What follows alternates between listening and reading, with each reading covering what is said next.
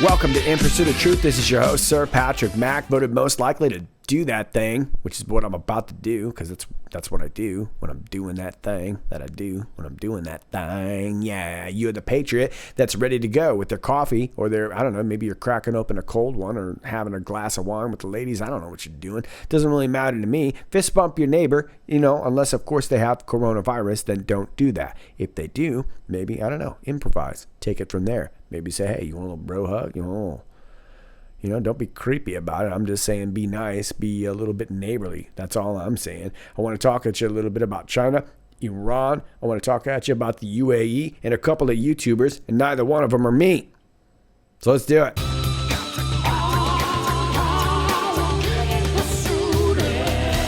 I want to start off with the obvious story, which is that of all these curious fires and explosions going on across the world. We have the Beirut explosion. We've also got explosions in North Korea, China. We have fires in the UAE. We've got Brussels going on, St. Paul, Minnesota now in a hotel fire. We've got Iraq, and we've also got a fire in Saudi Arabia. Now, how much of this is actually natural? I'm not really sure. There was a fire just a few days ago in Italy. Looked like it very well could have just simply been a forest fire. It's really hard to know, but it's all happening right now, and it seems like there might be something to it here, but we definitely see something suspect in this explosion in Beirut. Now, I'm over here on Zero Hedge. Lebanon's health ministry has raised the death toll to over 73 killed, including 3,700 wounded after late afternoon blasts centered on Beirut's port unleashed a massive seismic shock and explosion that leveled an entire district of the city and was felt as far away as Cyprus in the Mediterranean. And I'm going to loop a little bit of a video here. Many of you have already seen a lot of different angles of this. There's some really great video coming out. Unfortunately, not a lot of it with people that actually turn their cameras so we can see the entire explosion. Later in the evening, Lebanon's prime minister announced that the explosions were caused by an estimated 2,750 tons of ammonium nitrate left unsecured for 6 years in a warehouse. Okay, well, that statement right there is a little bit curious, isn't it? This came on the heels of a former Israeli denial that it had anything to do with it, which also seemed to be echoed by Hezbollah officials, with the official consensus growing that the massive explosion was a horrible accident due to neglect. And I want to stop right there again. I'm not so sure that that's the official consensus. That's what is being said on the TV, but I don't really think many people really truly think that this is an accident. Now, they were claiming that there were a lot of fireworks going off or whatever, but this looked like munitions. This looked like something else. And then, of course, there's that final explosion, which most certainly looked very reminiscent of either an energy weapon or a nuclear explosion. I don't want to get too much into the technicalities of it because I'm not a technical guy necessarily. And, of course, we see all this red smoke, which looks a little bit like a lot of brown smoke in there, too. And I think that might actually mean a world of difference when this all shakes out. But according to Zero Hedge, the official consensus is that it's just a horrible accident and this was all a bunch of fireworks. That killed 73 people and a massive seismic shock. Okay.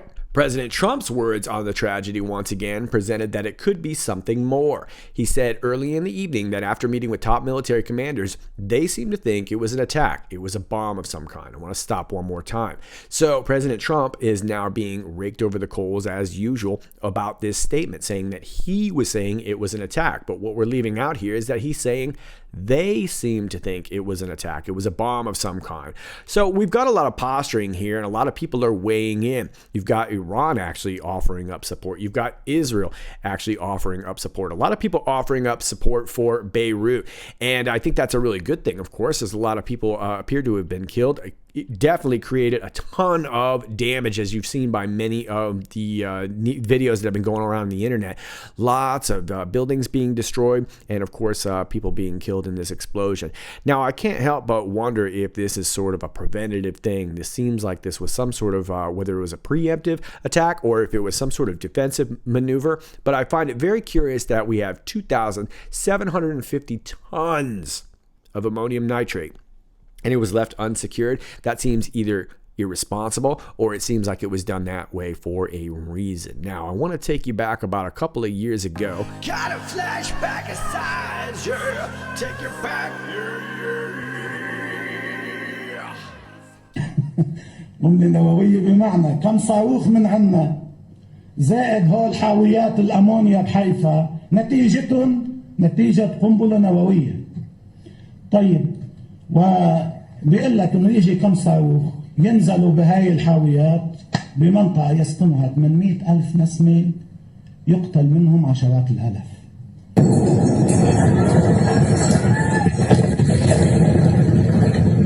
So there you have it. That is a speech from around 2016, 2017. I'm sorry, I can't pinpoint the precise date, but it was a couple of years ago, roughly, from Syed Hassan Nasrallah, who is the security general for Hezbollah, longtime troublemaker.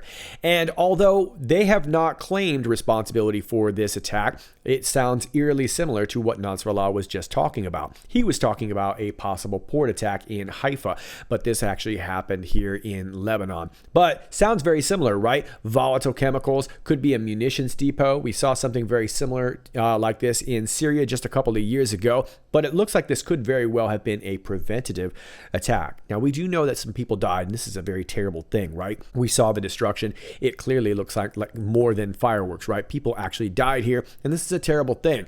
However, I would argue that it could very well have been even worse had it detonated the way it was supposed to, and it could have killed a lot of people and put a lot of people off guard. I think it would have been impossible to create an explosion like this and not have some casualties. But again, this is war. So I don't want to sound insensitive or anything like this, but it does sound like something we've seen before. Now, I want to take you to an article from July 27th, so not too long ago, from U.S. News. This is out of Jerusalem. Israeli Prime Minister Benjamin Netanyahu said Israeli forces thwarted an attempt by Hezbollah to infiltrate across the Lebanon frontier on Monday, which the Iranian-backed Shiite group denied. Hezbollah should know it is playing with fire, Netanyahu said in a televised address from Israel's defense ministry headquarters in Tel Aviv. He cautioned that any attacks from Lebanese territory would draw a powerful response. Earlier, a Reuters witness in Lebanon counted dozens of Israeli shells hitting the disputed Shabbat Farms area along the frontier. Fires burned and smoke rose from the area, but no casualties were reported by Israel or Hezbollah. Occupied by Israel, the Shabbat Farms is claimed by Lebanon. The United Nations regards it as part of its Syrian territory captured by Israel in the 1967 Middle East War. Israeli forces have been on alert along the northern border in anticipation of Hezbollah retaliation for the killing of one of its members a week ago in an alleged Israeli attack on the edge of the Syrian capital, Damascus. A Hezbollah squad infiltrated Israeli territory, Netanyahu said, saying that Lebanon had paid a heavy price for Hezbollah attacks on Israel in the past. Netanyahu cautioned the group's leader, Syed Hassan Nasrallah, not to repeat this mistake. An Israeli military spokesman said between 3 and 5 Hezbollah militants had taken part in the operation and had crossed back into Lebanon. Okay, so are we playing a little tit for tat here? Was this a preemptive strike to avoid something worse? It's hard to know. No one's really claiming to this, right? And of course, we've got Israel coming out to support Lebanon. You've also got Iran coming out to offer support to Lebanon. So it looks like everyone's trying to look like they're the humanitarians in this situation and not actually creating an attack. So was this an attack itself, or was this a thwarting of an attack with some casualties along the way? You decide. Now, I want to turn you on to something here. You can see this is the port where we saw the explosion. Pretty much everything around here was destroyed, and whatever right here was still kind of left. Looks like this building was completely blown away, but I want to show you something right over here. You will notice we have the Sursak Museum, and this is located right near Sursak Palace, and I want to talk a little bit about that. Whether or not the Sursock family or any of their members are directly related to this latest incident, I don't know, but I did want to go a little bit into their history. I think you'll find it a bit interesting, if not relevant, but at the very least, it was especially curious that this incident happened near one of their pristine properties. But the Sursock family is one of the quote-unquote 7 families of Beirut. Very prolific family, very wealthy family, and you could put them up there with the Rothschilds, indeed. But the name itself, you could go into a couple of different translations, but loosely, if you translate it from Arabic, you could argue that it means secret market, Sursuk, and that would be kind of suggestive for what we're about to go into. But they've been around since the Byzantine Empire and kind of came up in the Ottoman Empire. And they've pretty much been involved in a lot of kind of stuff. According to their Wikipedia, it says business ventures, savvy political maneuvering, and strategic marriages. So you can kind of get the idea what kind of family we're dealing with right here. Embarked on what Leila Fawaz calls the most spectacular social climb of the 19th century. Had built a close network of relations to the families of Egyptian, French, Irish, Russian, Italian, and German aristocracies, alongside a manufacturing and distribution empire spanning the Mediterranean. Sursock family also has a long line of tax collectors. So again, we have a wealthy aristocracy feeding off the rest of the population, right? And they owned a ton of land all over Egypt, Beirut, Palestine, Syria. But a lot of this wealth was built on manufacturing and transportation. And why I find it relevant was because back in the 1850s and 1860s, they founded Sursock and Brothers. And this was a big company, and they shipped grain. How about that? They shipped it to London, Cyprus, and throughout Europe. So the Sursock family, very much like the Rothschilds and all these other prolific families, are involved in all aspects of society. They weren't just shipping grain. They were shipping all kinds of things. They were shipping magnets, and they were involved in the silk trade. They were bankers. They, of course, sell real estate. They've got all kinds of stuff going on. They were part of the Otis Elevator Company, which became wildly successful. And, of course, once you've got that money, you kind of invest in other big businesses, and it just grows exponentially. But if you are familiar with the world-famous restaurant and nightclub L'Aubergine, that is owned by Nietzsche Sursock of the very same family. He also owns the Cairo Jazz Club. And as you can see right here, the man once dubbed Egypt's Club Daddy. And Club Daddy is a club that is inside the Sofitel Cairo. But that was the Sursock family. Now, a couple of their big projects I think are very relevant. The Suez Canal was a massive project, the Beirut-Damascus Highway, and of course the Beirut Harbor Company. So they are involved in what's going on here somehow. Whether it's directly or indirectly, I don't really know, but it does seem like this was at least their old stomping ground, seeing as their museum and their palace and their harbor are all in the same place.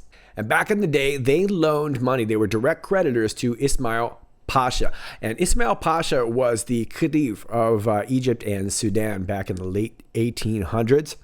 And this is kind of like the Sultan. He was the Sultan of that area. And so he ended up owing the Sursocks a ton of money, which dubbed them the Rothschilds of the East. As a matter of fact, back in 1929, they sold that valley to Baron Edmund de Rothschild. So they were definitely wrapped up with the Rothschilds in many ways. This family is also deep into the Freemasonry. One in particular, George Dimitri Sursock, worshipful master of the Grand Orient Lodge under the Grand Orient of France. And during the First World War, this family was taking advantage of the famine that was going on in Lebanon. They were selling a lot of food overpriced. They were also selling Arab land in Palestine to Jewish settlers. Another Freemason, George Musa Sursock, he had ties to Franz Joseph of Austria. Catherine Alea Baraketti Sursock, she actually married the Prince Aga Khan in 1972. He was actually supposed to have a bloodline that traced back to the Prophet Muhammad. You've also got Michael Sursock, who is part of Asia's private equity, and he was CEO of KKR Capstone for Asia Pacific. He was also a managing director at Motorola. Then you have Isabel Hélène Sursock, who married Prince Mark Antonio VII of Cologne. They went to Italy. They were part of the Vatican. As a matter of fact, they were actually given Vatican citizenship, and they were directly connected with the Holy See. So I think there are a few sub-narratives at play here, but if we're just sticking to the main story, which is that of the explosion, I can't help but think that Hezbollah is likely involved. After all, it seems to have their fingerprints all over it. I just showed you Nasrallah's statements talking about a situation happening, although maybe in another city. He was really kind of alluding to any city killing 800,000 people, right? Is it possible that this situation had been sitting there unchecked for 6 years, ready to go at any moment's notice, just waiting for a missile to hit it whenever decided? And is it possible that this attack actually, although it killed people, could have saved many more lives by destroying it in such a precise manner? Keep in mind the strange nature of this explosion seemed to almost encapsulate it. And although people were killed, I can't help but imagine what may have happened had it been a different kind of explosion. It may very well have killed the 800,000 that Nasrallah was alluding to. So with that in mind, I can't help but think Hezbollah, Iran, Israel, the US, possibly Germany, Russia, could all be involved, but we have to kind of let this shake out and see, and we may never know. It looks like a lot of people are just kind of paying lip service to us in the media. The reason I found this museum nearby so intriguing should be rather obvious if you have followed my channel for some time. And if you have not, I suggest you check out my video entitled What the Frick? We were talking about the Frick Museum, which was directly across Jeffrey Epstein's little place over there on Fifth Avenue in New York. Very similar situation. Tunnel networks underground. We were talking about the art trade, its relation to human trafficking, and the shipping trade. And so we see all these same points kind of pop back up. Now, whether or not all of this is directly involved, I do not know. But what I do know is that we have a lot of tunnels in Lebanon. Whether or not they're actually down by the port, not sure, but I can't help but think that something would be underground. Most museums usually have some sort of climate-controlled tunnels or basement system, because a lot of times when they are not showcasing everything, they may be keeping everything in storage, and often because of the nature of the artwork, it has to be all stored in a climate-controlled situation. So that's why a lot of these people are engaged in the shipping industry as well. We have also gone through the years talking about the relationship between the shipping industry, the fine art industry, and human trafficking. Keep in mind, people are passing millions and dollars back and forth for these paintings that look like they were drawn by a 4-year-old. I'm sure you've seen them at these auctions before, thinking, how could somebody possibly want to pay millions for something like that? Is it just simply because they appreciate art so much, or is this money laundering and passing something else back and forth? We've covered that a great bit too. I suggest checking out the Bite series. It's actually just called The Bite 1 and 2. That's another series of my videos. But we've talked about this before, and for those of you who are familiar with that, you know, and that is exactly why I was curious about this museum. Well, the museum did take some damage, and as you can see, there are a few pictures right there, which is quite a shame because this is a truly incredible building. It really is beautiful. Now, whether or not that was just collateral damage or meant to be part of the attack, I don't really know. But let me show you a couple other things. This is actually a screenshot from one of the videos from the Sursak Museum site. You can actually find this directly on Google. It pops right up. You can play the video for yourself. And as you can see, the child is drawing one of those little pedophile spirals that we keep seeing pop up everywhere, right? So there's a lot of suggestivity. I don't have any kind of hard proof, but all the basic signs are there again. And like I said, we do know that tunnels are down below, down there in Lebanon. Iran is helping Hezbollah build a lot of these tunnels. They're constantly getting exposed. Now, that's usually by the border, not so much by the port, but it does suggest that it is possible. So we have all the signs of the same things here: shipping, fine art, and human trafficking.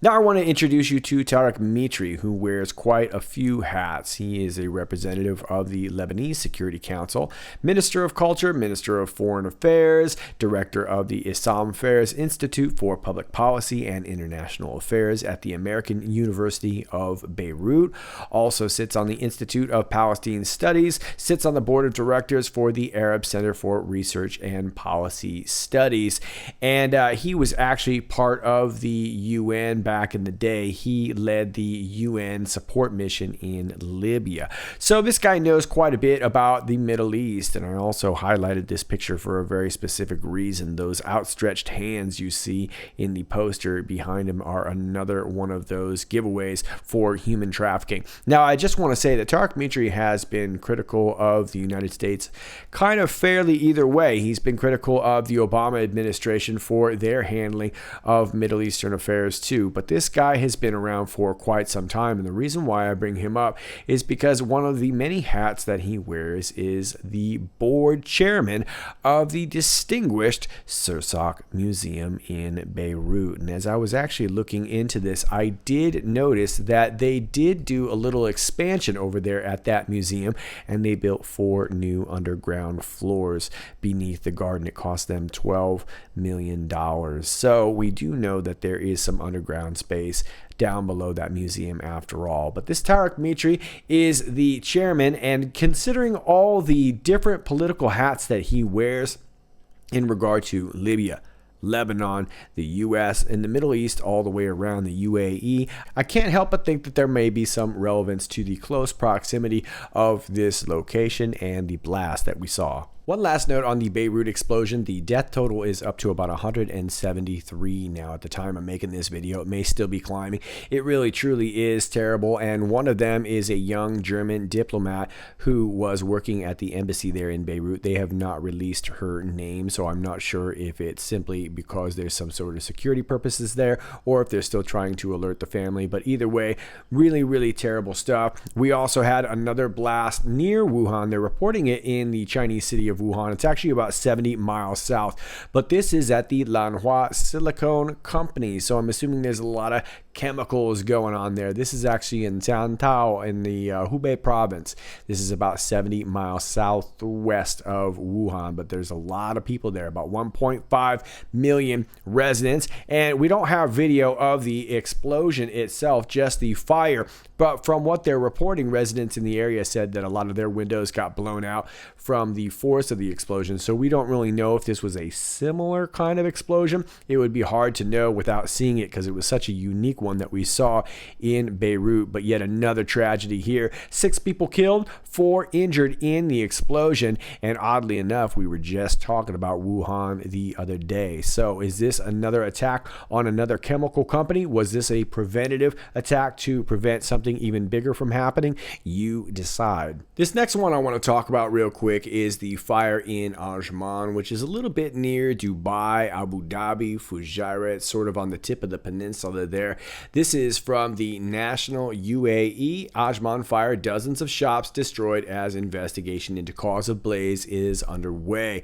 And as you can see right there, it got burned out pretty bad. More than 100 shops were destroyed in a massive fire that broke out in a souk in Ajman on Wednesday. The fire began at the Iranian souk in Ajman's new industrial area about 6:30 p.m., sending plumes of black smoke billowing over the emirate.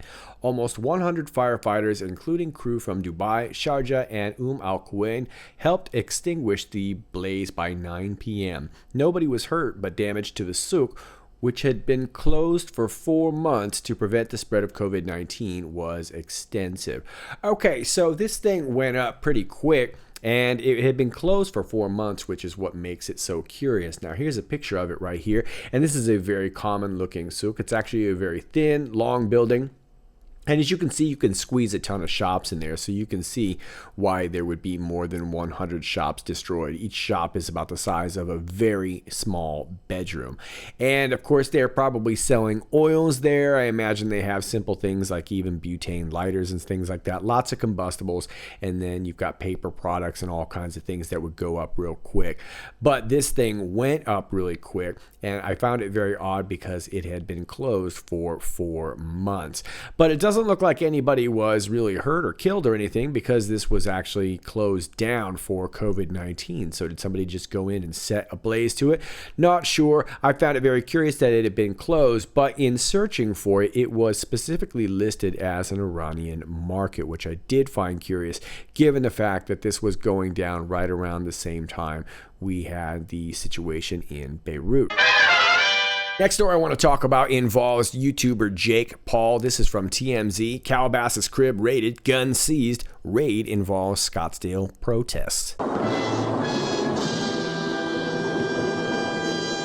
Now, if you don't know who Jake Paul is, he and his brother are what you call internet influencers. They've been on a number of platforms, but Jake actually got his original start from the app called Vine, which was a video app which only allowed you to make these short little videos. And like Twitter, how they restrict their characters, it sort of forces you to be clever in a short amount of time, which is the clever sort of gimmick with the app. But that's where he got his start, and he made all these sort of, I guess, comic videos, if you will. I never really found them very funny, but he got wildly popular with that and later on became a Disney star on a TV show called Bizaardvark. So here we have another situation where we have this young person go through the Disney system and kind of come out rough on the other end. I wonder if it has anything to do with Disney.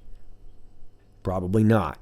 Anyway, he and his brother Logan are wildly popular, and I mean massively popular, on the app known as YouTube. That's right. So while yours truly is being censored, hacked, banned, having my subscribers deleted, and being told constantly that my videos are not appropriate for children, these knuckleheads are not only running roughshod all over the internet, they're being paid squillions of dollars to do it. Both he and his brother, massively popular and making a ton of coin from people like CEO of YouTube, Susan Wojcicki, and that's exactly why she doesn't get cake. So what are these influencers actually doing with their time? Well, this knucklehead is in downtown Scottsdale. As you can see, there he is right there with his knucklehead friends. And they appear to be launching, I don't know if they're Roman candles or something, at this, what looks to be like a Galleria type mall, whatever it is, but he's causing trouble, raising a bunch of hell with his buddies in downtown Scottsdale. And there he is complaining about the cops saying that he got gassed even though he didn't do nothing, bro. And I just want to point out that this guy is getting paid millions of dollars from people like YouTube and of course his sponsors and whatever else he's getting it from. And this knucklehead can't even turn his camera and give you a proper video. This guy is supposed to be the top of the top video makers, not even smart enough to turn his own camera. He puts a little graphics over here. Look, this is 1/3 video. Here's 1/3, here's 2/3, here's 3/3. Turn your camera and get it all. God. So you get the idea. And this is where it all started from. And it looked like the police wanted to talk to him about these riots. Well, that's where our story begins. So there were a couple of original reports. Some were saying that this was in relation to a big party being thrown. And then there were others saying that the search warrant itself was related to some looting that was going on during this Scottsdale event. But as you can see here, and again, I'm sorry I can't show you the video because it's TMZ, but you've got 1, 2, 3, and then a couple more vehicles going by, all to raid this guy's house. Seems like a little bit much just for some looting. Well, if you look at the top of your screen here, TMZ reports, we got video of some people being led out of the mansion in cuffs. Hard to tell who they are, but it doesn't appear like Armani or Jake are among them in this clip. Our law enforcement sources also tell us this raid is in connection to the LA property search. Okay, so there was another property being searched, and we're going to talk about that in just a second. But it looks like they got some aerial footage of that, and there was a lot of footage, a lot of speculation saying that they were grabbing a lot of rifles out of the house. Many of them look to be airsoft rifles. I'm not sure how many of them were legit guns, shotguns, firearms, who knows. All I can tell you is that from what has been seen, it looks like they were just simply airsoft guns, but it could be more. Either way, they were seized. Now, the story gets more curious as there was a second raid. By the way, a second raid happened nearly 300 miles away from the one that was just executed at Jake's Calabasas home in Sin City, no less, at a house that's tangentially connected to JP. Federal agents descended upon the famous graffiti mansion in Las Vegas Wednesday, which is said to be owned by Armani Izzati, who at one point was good buddies with Jake. In fact, the two of them were seen hanging out as recently as early July, getting into shenanigans together. Part of an ongoing investigation related to unspecified criminal acts at an Arizona mall in May, the homes of Jake Paul and his associate Armani Izzati were raided by the FBI on Wednesday. Paul, a 23-year-old YouTube star, was charged with trespassing and unlawful assembly after footage on social media showed him outside a looted P.F. Chang's restaurant. He denied involvement in a tweet. Izzati, 35, posted on Instagram asking that he be charged for the activities in solidarity since he was with Paul at the time. So we guess he's an activist too. He's not just an influencer and a pimp. He's also a humanitarian and an activist. Izzati has faced several charges related to pimping and battery, agreeing in 2014 to a guilty plea on one count of pandering, the legal term for pimping. I know, it's like we just get lower and lower as we go. As speculation has run rampant around the FBI raids, some have focused their attention on Izzati and his storied past. The warrants, which are sealed, are part of an ongoing investigation, and that's what I really want to talk about. A spokesperson for the FBI's Los Angeles office confirmed to Insider.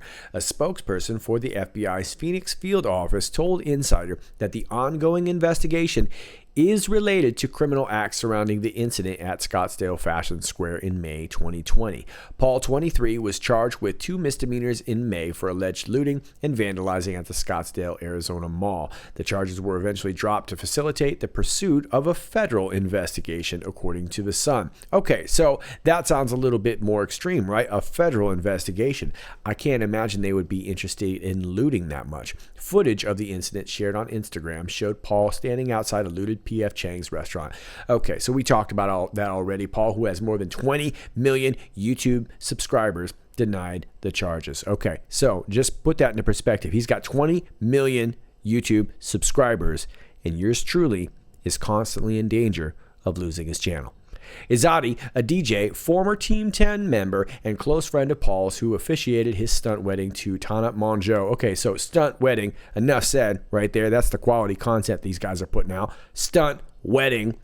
Said in a tweet that he was with him in Scottsdale in a June 4th Instagram caption. So here it is. He's saying, why don't you just charge me too? Look at this guy. He looks like a real brainiac. Doesn't look like he's really ready to make some change in the world. Charge me too. Well done, bro. Soon after Wednesday's raid on his hot pink Las Vegas mansion, which he calls the Graffiti Mansion, Izzati posted several Instagram story videos of at least a dozen bikini-clad women hanging out on the property.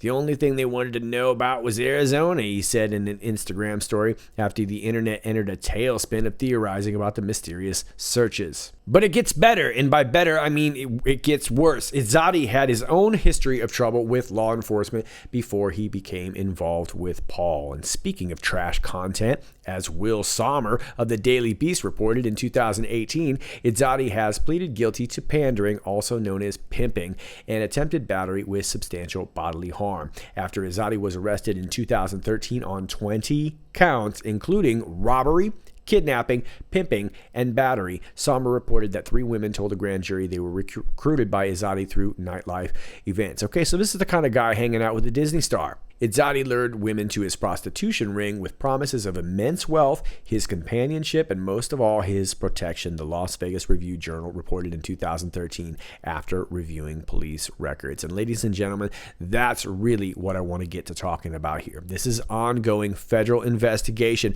with a guy who has already run a prostitution ring, and now they've raided this house. When one woman tried to quit her work as a prostitute, investigators alleged that he threatened and beat her. The woman described his use of a wet towel on her face as waterboarding, the Las Vegas Sun reported. Now let me skip through here a little bit. In an interview with the YouTube drama reporter Daniel Keem, aka Keemstar, Adam Quinn, a former manager of Izzati and Paul's YouTuber collective Team 10, said that he left his job because of Izzati's allegedly nefarious behavior. After confronting Paul about Izzati, Paul said that he would continue working with him, Quinn said. And that's what I want to show you right now. Oh, it's a montage, cause we ain't trying to watch the whole dang thing now. Ladies and gentlemen, we have ex-Team 10 manager Adam Quinn on the line. Adam, what exactly is going on here? Like, why is the FBI there? What are your thoughts on all this? I mean, I would have to assume that my thoughts are that the FBI is there probably more for Armani Izzati, not so much Jake Paul. But I think that those two together, I think that there needs to be some due diligence on some things that are taking place inside that house and revolving both of those guys. Well, a lot of people have criticized Jake Paul for surrounding himself with criminals. I mean, is he an actual criminal or? Is Jake Paul a criminal? That's up to, the people of mad at the FBI to make that decision, not up to me, not up to you. I think that Armani Izzati is 100% a criminal. And, Jake associating himself with him and knowing everything that's happening. And Jake is 100% benefiting from the things that Armani Azadi is doing, and that's why he's keeping him around. So does it make him a criminal? Maybe, but the real criminal here is Armani Azadi, and that man is the most manipulative man that I've ever met. I probably spent 4 to 5 months with Armani Azadi and got close enough with him to understand his business and how he operates, who's inside of his team. And his team consists of maybe 4 to 5 people that are all on board, and they make him bulletproof. They speak in a way where they protect him and they isolate him from any type of things that may happen. And I've seen Armani Azadi beat up people at the Team 10 house who were employees of Team 10. I have seen him beat the crap out of his old business partner out in Las Vegas one time when Jake and I were there for the 4th of July for Andre Drummond's party that they threw at Graffiti Mansion. And I watched him just absolutely beat this guy's face into the ground. And I remember grabbing Jake saying, "We need to get out of here now, bro. This is not okay." And I've not only have I seen him beat up people, I have seen him have girls over to the house that used to work for him. He used to have an operation of 300 to 400 girls when he lived in Vegas, and he was a pimp. Openly told me that many times. I'm sure that the public opinion does know about this. It's all over the internet. And I've seen him have those girls fly over to the Team 10 house and be in there, and it's pretty obvious what they're doing there. And I've seen this guy with his first motive, I think, of being around Jake and the team is to use that power to his advantage. And he is very, very known for DMing girls and feeling that he can get girls to come over to the house and be like, "Hey, we're really interested in recruiting you. And, if you want to be part of Team 10, we have a real cool party vibe here. We like to, get down, have fun. We travel, but you have to be down to like hook up and have threesomes." And that's the scary part, is that you have, someone like Jake Paul, who is a celebrity and has a younger audience, and you attach a criminal who's manipulative and wants to use that power. And I know for a fact, because I've seen it, and I remember Armani Azadi begging to get access to the Team 10 Instagram account. And finally, when he did, I remember seeing in the DMs of the Team 10 account him messaging so many girls, trying to get them over to his personal account so that he could communicate with them there. And a lot of these girls then told me what had happened and how their interactions with him were. So, I mean, long story short, Armani Azadi is for sure a criminal. He is a pimp, and he uses his power to get new girls that are 18, 19-year-old girls that don't know any better about social media, that are new to the space, that want to, get from 10,000 followers to hundreds of thousands, millions of followers, and he sells them the dream. And I had a girl contact me last week and calling me, crying her eyes out, brand new 18-year-old girl, telling me the exact same story, that she was raped by Armani Azadi in May at some party. She filed a police report. She went to the hospital and got a rape test, and she's kept her mouth quiet because he has sicked some letter on her of a, cease and desist, that you can't do this. You signed an NDA at our house, but, we all know that those NDAs go out the window when it's criminal related. So, I mean, I could go on and on about things that did happen, but the question is Armani Azadi a criminal? Coming from somebody who worked very closely with him, and my dad was a police officer in law enforcement, he is 100% a criminal and deserves to be locked up. Does Jake know about Armani Azadi doing those things in the house? Yes. And how I know this is because before I exited Team 10, I told Jake straight up, "Hey, if you don't get rid of Armani Azadi, I am gone." And the reasonings and conversations led to, well, what's going on? What's he doing? I explained everything from A to Z that I have witnessed, all the illegal criminal actions of things that he has done. And, Jake basically was like, "We can't get rid of him, blah, blah, blah." Jake took his side, and that led to me leaving. So there you have it. And I want to point out that neither Paul nor Izadi have been arrested. We have reports of people being let off some of these properties in cuffs, but we don't know who they are or what that's all about. We also know that this is transferred into a federal investigation, so we'll have to see how it shakes out, but I can't help but think this is a little bit reminiscent of sort of a Playboy Mansion style honeypot situation. We don't really know, but this guy is a big star, and so this will likely be dragging on for a little bit. Now, I do want to take you over to this blog here. Many of you are probably already familiar with this. This is crazydaysandnights.net. This is a really great blog from an entertainment lawyer who stays anonymous and usually dishes out on a lot of stuff in the entertainment industry. Now, it's not necessarily gossip, although it does feel a little bit like that, but there's a lot of information getting spit out on this blog, and I do want to point out that it is just simply a blog. It's not all confirmed reports or anything like that, but a lot of you follow this for a good reason. There's a lot of good content here and a lot of good insight, and the reason I want to turn your attention onto this is because there was a quick post here from the 5th, and I believe that this person had alluded to this before. One of the bigger YouTube stars on the planet is not only a huge drug dealer, but is also distributing porn with unknowing participants.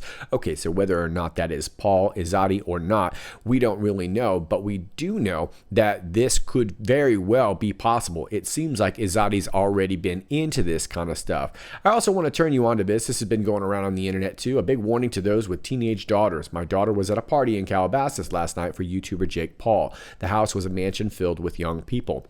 She ended up in the hospital with 8 other girls who had been drugged and ended up at incoherent. Something was put in their drinks. The girls were all half naked and unable to walk or talk. They were made to sign a disclaimer at the door. I'm sharing this in hopes that you will talk to your teens and young adults. I'm sharing this in hopes to help someone. I will be reporting this to the authorities. Okay, so at this point, we're kind of venturing into the speculative. But the reason I bring this up is, A, some of you have young children that may get caught up in this kind of stuff, and I want them to be able to see that there are warning signs. And we do know that Izadi was already found guilty of doing a very similar kind of thing like this. So it's very possible. CDan, Crazy Days and Nights has always been a pretty good source, and so I can't help but think it was at least worth mentioning. But please understand that Jake Paul and Izadi are both innocent until proven guilty. Going to odd YouTuber story number 2. Twin YouTubers Alan and Alex Stokes charged with felonies for robbery prank. YouTube stars Alan and Alex Stokes have been arrested and charged with felony false imprisonment and misdemeanor swatting after staging a fake bank robbery prank for their channel. The twin social media influencers, 23, were each charged with 1 felony count of false imprisonment affected by violence, menace, fraud, or deceit, and 1 misdemeanor count of falsely reporting an emergency, according to a press release from the Orange County District Attorney's Office on Wednesday, August 5th. Alan and Alex filmed the prank in Irvine, California in October 2019 and posted it to their Stokes YouTube channel, which boasts almost 5 million subscribers. Okay, so again, knuckleheadedry that gets pumped up. 5 million subscribers. By the way, I just had thousands removed from my Twitter today. In the video, which has since been deleted, the brothers wore black clothing and ski masks while carrying duffel bags full of cash to trick people into thinking they had robbed a bank. They ordered an Uber, and when they got into the vehicle, the Uber driver, who was unaware of the prank, refused to drive them. Good job, Uber driver, authorities said in the press statement. A bystander witnessed this, believing the 2 men had just robbed a bank and were attempting to carjack the Uber driver. Police arrived and ordered the Uber driver out at gunpoint, but he was released after authorities determined he was not involved. Now, let me stop right there. First of all, this is a stupid prank to begin with, and I think we all understand that. But this is what's now going on YouTube. This was back in 2019, but still not long ago, right? But here's the scary thing about this is that this poor Uber driver who actually did the right thing and refused to drive them, he was the one who ended up paying for this, and he could have paid for it with his life. Had the police done something wrong, something could have gone wrong, they could have fired on this guy and ended up killing him all over these stupid kids' prank.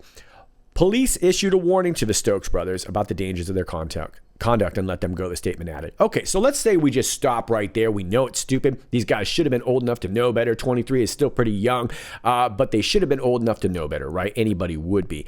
And it should have stopped right there. However, hours later, the duo tried to carry out the prank again at the University of California, Irvine, and authorities were alerted to reports of a bank robbery. Okay, so they didn't learn their lesson from this Uber driver being put in danger. They decided to go ahead and do it again. These were not pranks, Orange County DA Todd Spitzer said in a statement. These are crimes that could have resulted in someone getting seriously injured or even killed. Law enforcement officers are sworn to protect the public, and when someone calls 911 to report an active bank robbery, they are going to respond to protect lives. Okay, so you get the idea. If convicted of the charges, the pair could face a maximum sentence of up to 4 years each in prison. The Stokes twins aren't the only YouTubers who recently had a brush with the law, and then it goes into Jake Paul's story there, which we just talked about. So these are the guys being pumped up on YouTube by CEO of YouTube, Susan Wojcicki. So there you have it. That's about all I got for you for now. I want to leave you with one last thing. Many of you have probably already seen this, but if you haven't, this is a little snippet of something that President Trump just recently said. Check it out. And the politicians allowed this to happen for many, many decades. You have people called middlemen. I don't know who the middlemen are. I don't know. They never say middle women, so they're politically not correct. But I've heard the term middlemen for a long time. They are so wealthy. They are so wealthy. Nobody has any idea who the hell they are, what they do. They make more money than the drug companies. You know, in all fairness, at least the drug companies have to produce a product, and it has to be a good product. But the middlemen, well, the rebate that I'm doing cuts out the middlemen and it reduces costs, and the money goes back to the people purchasing the drugs. So I have a lot of enemies out there. This may be the last time you'll see me for a while. So I have a lot of enemies out there. This may be the last time you'll see me for a while. So interesting stuff. Is POTUS about to be insulated? After all, Q has mentioned that August is going to be a very hot month, and it already has been, right? So we had this massive blackout in New York City. Once again, keep your eyes on Ghislaine Maxwell. And then we had this case of the intruders hopping the fence over there at Mar-a-Lago. Turned out to be a few teens, as they're reporting, with guns, and they got chased off. And they wrote it off as a teen prank, which leads me to think that there was probably something much more to it. But I also want to point out that Fox News has invoked the Hague Convention to request testimony from Mr. Assange. This is in regard to the Seth Rich case, the request from the family. So I want to read you just a couple of questions here. I'll leave this for you on Twitter. Fox News seeks testimony in response to the following specific questions. Number 1, what was Mr. Assange's role, if any, in the establishment of WikiLeaks? 2, what was Mr. Assange's role, if any, in connection with the activities of WikiLeaks in 2016? Now, let me take you down to number 12. Has Mr. Assange ever communicated with Seth Rich in any manner? So these are the kind of questions that we're really going to want to know. Number 15, if so, who communicated with Seth Rich? And B, what, to Mr. Assange's knowledge, was the content of such communication? So really, really good stuff. This is 3 pages worth.